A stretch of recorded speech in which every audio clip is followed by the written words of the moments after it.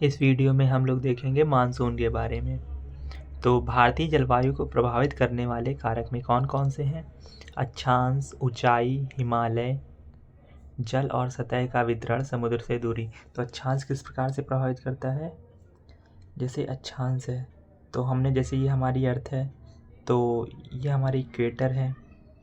तो इक्वेटर में और जैसे हम यहाँ की बात करें तो ऊपरी वाले भाग की बात करें और नीचे वाले भाग की बात करें तो ऊपर और नीचे का जो भाग होता है वो ठंडा होता है ध्रुवों पर, और जैसे जैसे इधर नीचे आने लगे तो ये भाग गर्म होने लगता है। भूमध्य रेखा पे बहुत ज़्यादा गर्मी पड़ती है। इस प्रकार अक्षांश हमारा जलवायु को प्रभावित करता है। ऊंचाई, जैसे हम पृथ्वी में हैं, ऊपर जाएंगे तो ऊपर जाने पर जो है ठंड वो हमेशा बढ़ती है और नीचे आने पे जो तापमान है वो गिरता है। तो ऊंचाई भी जलवायु को प्रभावित करेगी। हिमालय, हिमालय जो है सेंट्रल एशिया से आने वाली ठंडी ठंडी हवाओं को रोकता है, तो हिमालय भी हमारी जलवायु को प्रभावित करता है। जल और सतह का वितरण, हम जानते हैं कि जैसे जो जल है वो धीरे धीरे ठंडा और धीरे धीरे गर्म होता है, और उसके कंपैरिजन में जो सतह है वो जल्दी ठंडी और जल्दी गर्म हो जाती है, तो ये भी प्रभावित करती है जलवायु को। समुद्र से दूरी, जैसे कि जो समुद्र के पास का एरिया है वो मॉडरेट रहता है वहाँ टेम्परेचर, और जो दूर वाले एरिया है वो बहुत जल्दी, ना तो वहाँ बहुत ज़्यादा ठंडी पड़ती है, वहाँ बहुत ज़्यादा गर्मी पड़ती है, वहाँ टेम्परेचर मॉडरेट नहीं रहता है।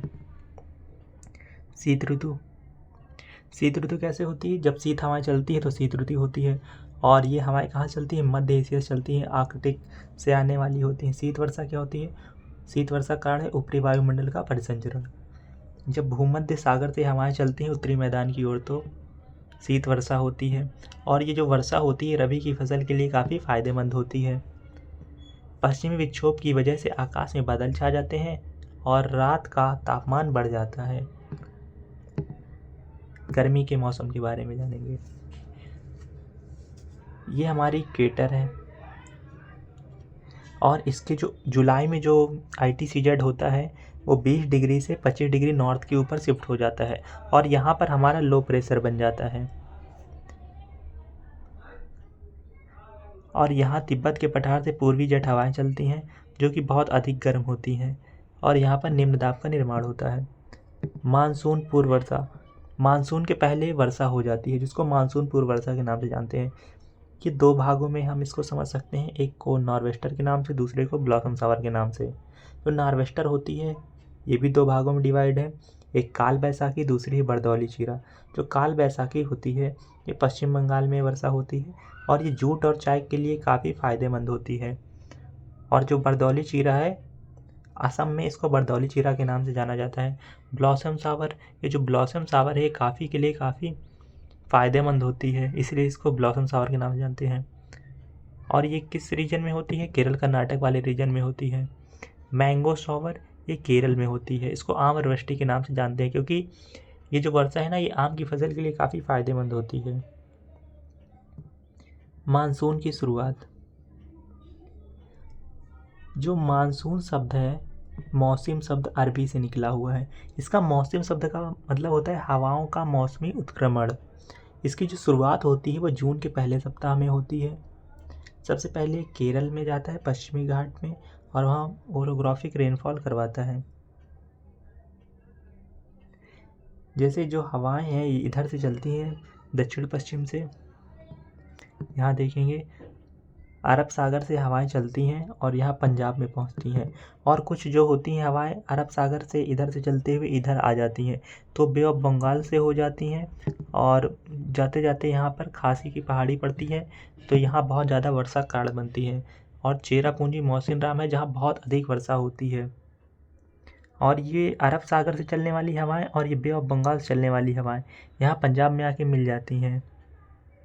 अरब सागर शाखा और बे ऑफ बंगाल शाखा पंजाब में जाकर मिलती हैं। मानसून में रुकावट, ब्रेक इन मानसून का होता है। मानसून की शुरुआत के बाद वर्षा में अचानक कमी, जब मानसून शुरू होते हैं तो वर्षा में अचानक कमी को ही मानसून में रुकावट के नाम से जाना जाता है। कुछ स्थान पर लौटते हुए मानसून से वर्षा होती है तो इसको उत्तर पूर्वी मानसून के नाम से जाना जाता है, और जो भी हमने पहले पढ़ा है वो दक्षिण पश्चिम मानसून था। कोरोमंडल तट आंध्र प्रदेश में वर्षा कारण जो बनता है वो उत्तर पूर्वी मानसून बनता है। लौटते हुए मानसून से वर्षा कहाँ होती है? तमिलनाडु, आंध्र प्रदेश राज्यों में होती है। इंपॉर्टेंट है, पूछा जाता है। उत्तरी भारत में साफ आसमान होता है इस टाइम पर, और दक्षिण भारत में वर्षा होती है और गर्मी पड़ रही होती है अक्टूबर में, ऑपरेसिंग हीट। अब ये अल नीनो क्या होता है और ला नीना क्या होता है।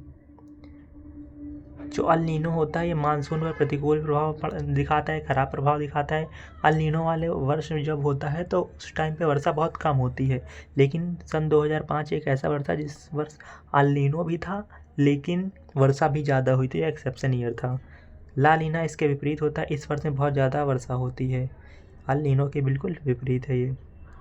तापमान वर्षा में भिन्नता, ये क्या है, दैनिक तापमान में भिन्नता, किसी एक दिन के टेम्परेचर का हाईएस्ट टेम्परेचर लेंगे और लोवेस्ट टेम्परेचर लेंगे, उसके बीच जो डिफरेंस होगा वो दैनिक तापमान में भिन्नता। तापमान की वार्षिक रेंज, एक वर्ष में जितनी वर्षा हुई है, किसी दिन बहुत ज़्यादा वर्षा हो गई है और किसी दिन बहुत कम हुई है, तो उसके बीच के अंतर को वार्षिक रेंज बोलेंगे। तापमान की या वर्षा की, दोनों की, अगर वर्षा की वार्षिक रेंज है और तापमान की मतलब वर्ष में सबसे ज़्यादा तापमान और सबसे निम्न तापमान के अंतर को। जैसे ये कानपुर है हमारा, तो कानपुर समुद्र से बहुत ज़्यादा दूर है, तो यहाँ वर्ष भर में ना तो बहुत ज़्यादा, यहाँ वर्ष भर में बहुत ज़्यादा ठंडी और बहुत ज़्यादा गर्मी होगी, लेकिन जो मुंबई है ये समुद्र के किनारे पड़ता है, तो यहाँ जो टेम्परेचर है वो हमेशा मॉडरेट रहेगा, ना बहुत ज़्यादा ठंडी ना बहुत ज़्यादा गर्मी। महाद्वीपीय प्रभाव, समुद्र का मध्यम प्रभाव। महाद्वीपीय प्रभाव, जो महाद्वीप वाले एरिया में स्थित होंगे जितने भी स्टेट हैं, तो वहाँ पर बहुत अधिक सर्दी गर्मी पड़ेगी, और जो समुद्र के पास है वहाँ प्रभाव मध्यम रहता है। मौसम के बारे में जानिए, जैसे बसंत, हिंदी महीनों के नाम, बसंत कब होता है, चैत और बैसाख में होता है। अंग्रेजी में मार्च अप्रैल में चैत होता है। ग्रीष्म ऋतु कब होती है, तो ये जेठ और आषाढ़ में होती है, और अंग्रेजी महीनों के अकॉर्डिंग मई और जून में होती है। वर्षा ऋतु कब होती है, सावन भादों में होती है, जुलाई अगस्त में अंग्रेजी महीनों के अकॉर्डिंग। शरद ऋतु कब होती है, आश्विन कार्तिक में होती है, सितंबर अक्टूबर में होती है अंग्रेजी महीनों के अकॉर्डिंग। हेमंत ऋतु कब होती है, मार्गशीर्ष और पौष के दौरान होती है, नवंबर दिसंबर अंग्रेजी महीनों के अकॉर्डिंग। शिशु ऋतु कब होती है, माघ फागुन में होती है, और जनवरी फरवरी में अंग्रेजी महीने के अकॉर्डिंग। तो हिंदू कैलेंडर है वो चैत से स्टार्ट होता है और फागुन पे ख़त्म होता है। वेदर क्या होता है, ये शॉर्ट टर्म के लिए होता है, जो क्लाइमेट होता है लंबे टाइम का एवरेज, 30 साल का जो मौसम होता है उसको हम क्लाइमेट के नाम से जानते हैं। 30 साल में जो मौसम का जो एवरेज होता है कि मौसम ठंडा है गर्म, तो उसको क्लाइमेट, और जो शॉर्ट टर्म के लिए 1-2 दिन के लिए हमने देखा तो वेदर।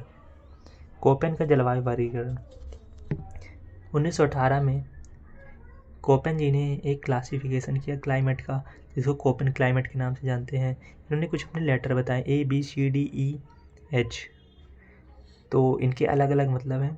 बी का मतलब क्या है, प्रेसिपिटेशन, वर्षा के आधार पर इन्होंने सब बताया, बाकी सब तापमान के आधार पर है, केवल प्रेसिपिटेशन बी ही है जो वर्षा के आधार पर है। ए का मतलब क्या होता है, उष्णकटिबंधीय, बी का मतलब होता है शुष्क जलवायु, सी का मतलब शीतोष्ण गर्म, डी का मतलब ठंडे वर्षावन, ई का मतलब है ठंडा मौसम, ध्रुवीय ठंडा। और कुछ स्मॉल लेटर भी, WSMF। डब्ल्यू मतलब विंटर ड्राई, एस मतलब summer dry, M mean monsoon, F means full बारिश, और बी क्या है, एस से स्टेपी, डब्ल्यू से डेजर्ट, वो रेगिस्तान वाला स्थान।